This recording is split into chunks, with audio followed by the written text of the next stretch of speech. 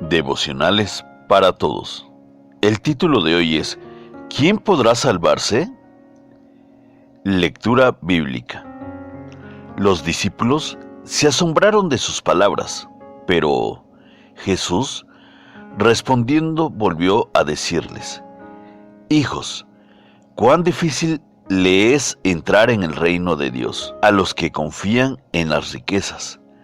Más fácil es pasar un camello por el ojo de una aguja que entrar un rico en el reino de Dios. Ellos se asombraban aún más, diciendo entre sí: ¿Quién pues podrá ser salvo?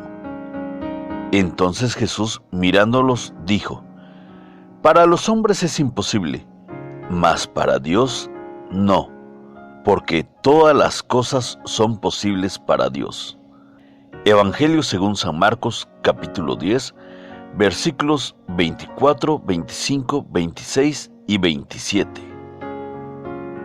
En este pasaje, Marcos nos relata de un joven rico que se le acerca a Jesús para preguntarle cómo podía obtener la vida eterna.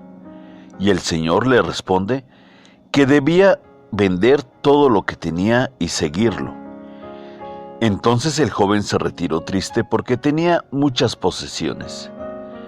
En el contexto, esta porción nos habla que si queremos alcanzar la salvación por nuestros medios, es tan imposible como pasar un camello a través del ojo de una aguja de coser.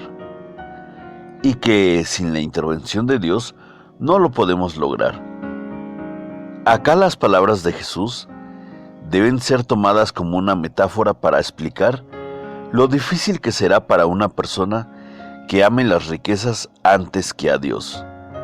Entrar en el reino de Dios, lo que no significa que debe vender o entregar sus bienes, como muchos enseñan.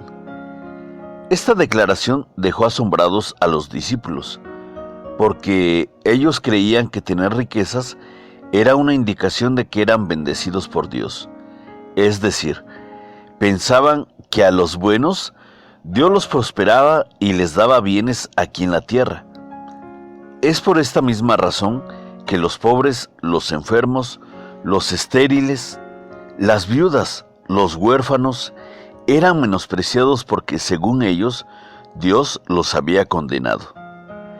Pero los principios del reino de Dios eran muy diferentes, porque si a alguien le iba a costar entrar en su reino, era precisamente a los que amaban sus riquezas.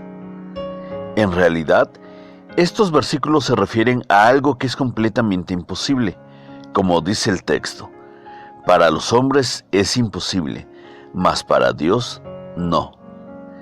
Esta porción resulta ser uno de los latiguillos preferidos de muchos falsos predicadores que lo utilizan para asegurar que Dios nos puede conceder todo, tanto sea lo material como un milagro, ya que el Señor dice que no hay nada imposible para Él.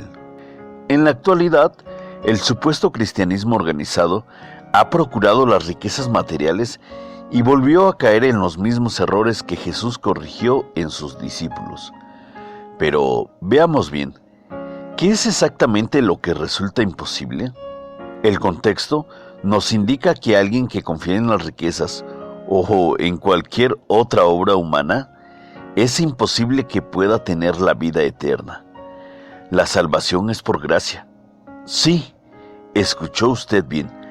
La salvación es por gracia, por obra de Dios, y el hombre solo puede recibirla a través de la fe, teniendo claro que la fe no es una obra, sino cuando alguien, después de entender el mensaje del Evangelio, necesita de la salvación, pero en ningún caso es una obra por méritos humanos. Lo que debemos entender es que la salvación es imposible para los hombres, más allá de los logros que creamos tener o las cosas materiales que acumulemos.